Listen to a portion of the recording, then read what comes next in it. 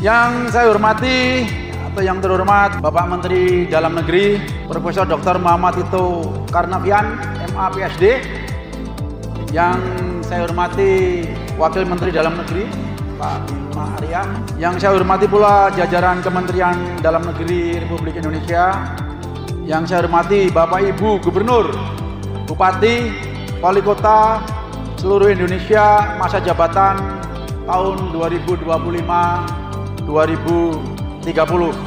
Kemudian yang saya hormati juga moderator serta tim panel.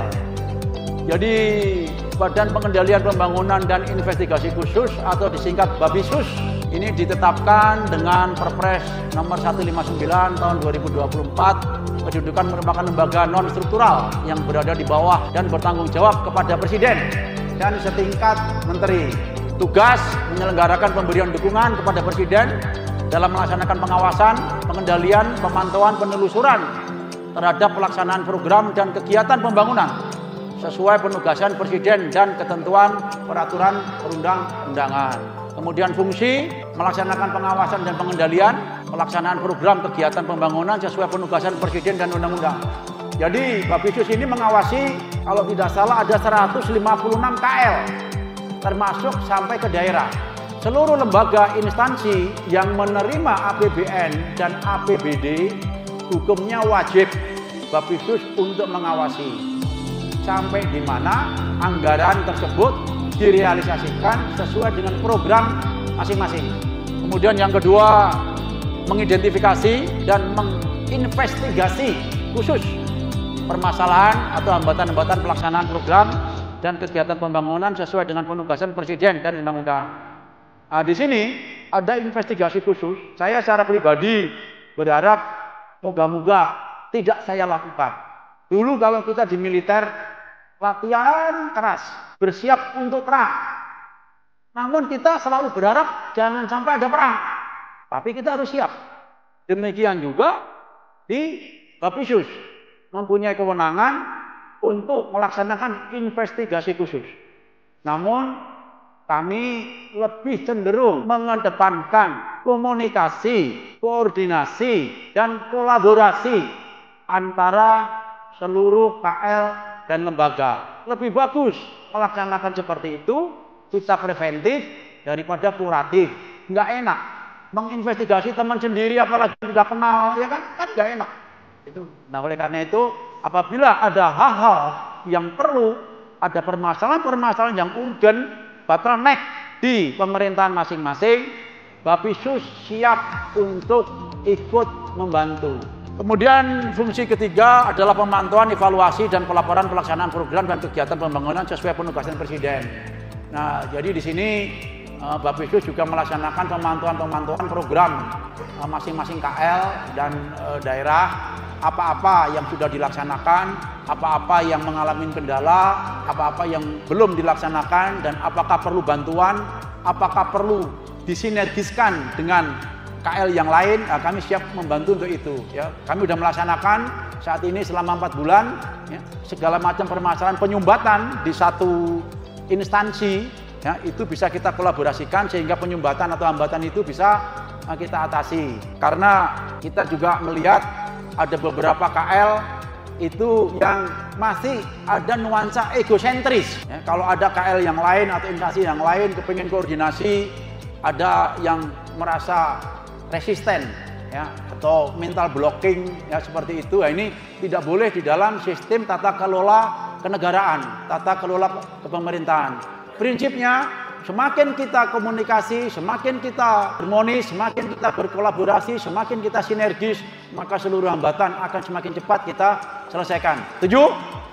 Nah, kita harus kompak. Kemudian selanjutnya pelaksanaan fungsi yang lain. Nah, ini kalau ada tugas-tugas khusus yang diberikan Bapak Presiden ya, ada hal yang urgen, kalau tidak bisa dinasihati, tidak bisa dikomunikasikan, tidak bisa dibina, ya terpaksa ya Bapisus akan menggunakan tangannya. Bapisus bukan lembaga penegakan hukum, tetapi Bapisus sudah mempunyai komunikasi dan MOU dengan kejaksaan, kepolisian, KPK ya, selaku aparat penegak hukum. Ini yang kita lakukan.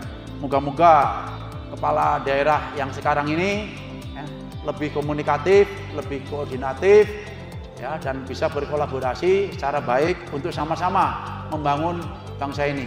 Kemudian saya izin menyampaikan sumber pegawai. Saat ini pegawai Bapisus ini terdiri dari ASN dan non-ASN, kemudian dari Kejaksaan RI, kemudian dari TNI Polri, dari KPK, dari BPKP, dan KL-KL yang lain yang diperlukan. Secara fungsi, Bapisus sudah bergerak ya dengan strukturalnya.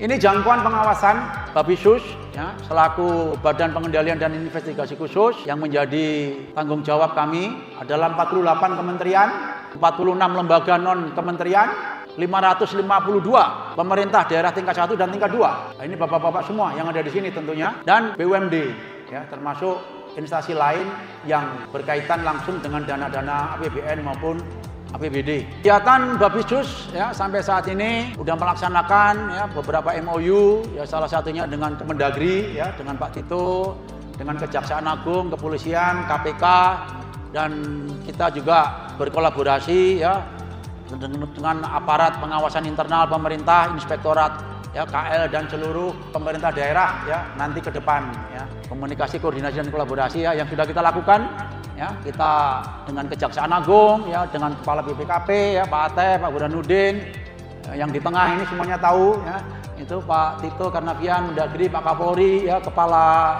PPATK, dan Ketua KPK ya. Kita sudah menjalin sinergis erat ya dengan beliau-beliau semuanya bila diperlukan bantuan ya para penegakan hukum ya, itu kita sudah ada landasan hukumnya lah ya, seperti itu. Sebelum saya tutup ya, saya sebagai Kepala Badan Pengendalian Pembangunan dan Investigasi Khusus sekali lagi berharap bisa bersinergis dengan bapak-bapak ibu sekalian. Saya insya Allah akan datang satu-satu, di gubernurnya, nanti di bupati ini, bupati itu, nggak apa-apa. Akan kita catat apa kekurangan-kekurangan, masalah-masalah, hambatan di tiap daerah. Tadi sudah dibisikin sama teman saya yang dari Kepri, itu Gubernur Kepri, Pak, saya udah pernah ke rumah bapak loh. Oh ya? Wah, saya nanti izin. Oh bagus. Ya, ini nih Pak Hendrik Laverisa ini, kelihatannya yang pertama harus datangin ini. Itu kumisnya semakin panjang, itu.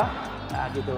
Jadi sebelum saya tutup, sekali lagi saya mohon bapak-bapak, ibu-ibu yang saya hormati, yang terhormat ya, sebagai bupati, sebagai gubernur, marilah kita saatnya sekarang ini ya dengan Bapak Presiden Prabowo Subianto yang sudah mencanangkan berbagai macam program strategis ya, kita dukung dengan sekuat-kuatnya, dengan semampu-mampunya. Partai kita boleh berbeda, tapi semangat untuk menunjukkan NKRI bersatu dan jaya harus jadi satu. Jangan hanya karena berbeda partai, rakyat jadi korban. Jangan hanya berbeda partai, kepentingan negara jadi korban. Gitu. Perbedaan harus semakin berbeda semakin kuat, karena perbedaan ini adalah bagian daripada elemen kekuatan. Kalau semuanya homogen, ya nggak kuat. Karena semuanya berbeda, punya keahlian A, B, C, D, semuanya jadikan jadi satu, maka kekuatan itu akan dahsyat. Di sini partai boleh berbeda, tetapi visi dan misi kita tetap satu untuk Indonesia Raya. Demikian saya akhiri, semoga bapak-bapak, ibu-ibu semua senantiasa diberikan petunjuk, diberikan kesehatan, ya, diberikan kekuatan untuk memimpin daerahnya masing-masing, dan sampai jumpa kita di kesempatan yang akan datang. Wabillahi taufiq wal hidayah. Wassalamualaikum warahmatullahi wabarakatuh. Om Santi Santi Om, nama budaya, dan salam kebajikan. Merdeka! Merdeka! Merdeka! Terima kasih. Selamat sore.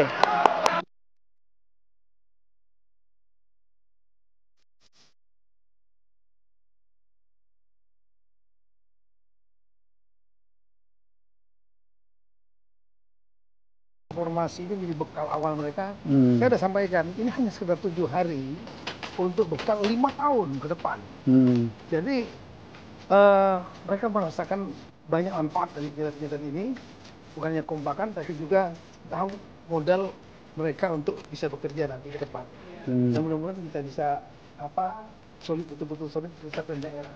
Jadi 7 hari ini betul memang waktunya tidak panjang dibanding bakalan 5 tahun. tapi nanti. Untuk 5 tahun. Jadi bahkan beberapa kepala daerah yang saya tanya, Pak Menteri pada bilang jangan kali ini aja, setahun sekali malah katanya. Bagus, refreshing lagi nantinya. Jadi hal yang tadi Pak Menteri udah sampaikan, kepala daerah itu satu katanya networking, kedua bonding.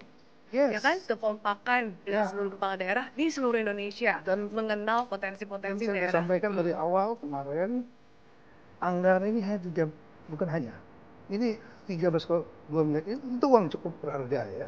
Tapi untuk mengamankan 1.300 triliun yang dikelola oleh mereka. 1.300 triliun. Iya, APBD. Iya, 1.300 ya. Jadi kita menginvestasikan 13 miliar untuk mengamankan 1.300 triliun. Tambah lagi 7 hari untuk bekerja 5 tahun. Iya. Nah ini kira-kira manfaat yang saya lihat teman-teman sangat antusias. Dan saya juga senang karena ini sudah hari ke-6, tinggal 1,5 hari lagi.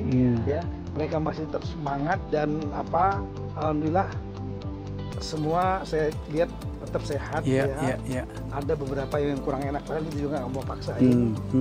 Silakan kalau mereka ada yang nggak sehat. Iya. Ada kesehatan. Tenda, ada juga yang rumah sakit kita siapkan. Dan ini kita perlu apresiat ya. Beliau membuat sistem dan mekanisme ya dengan cost and benefit.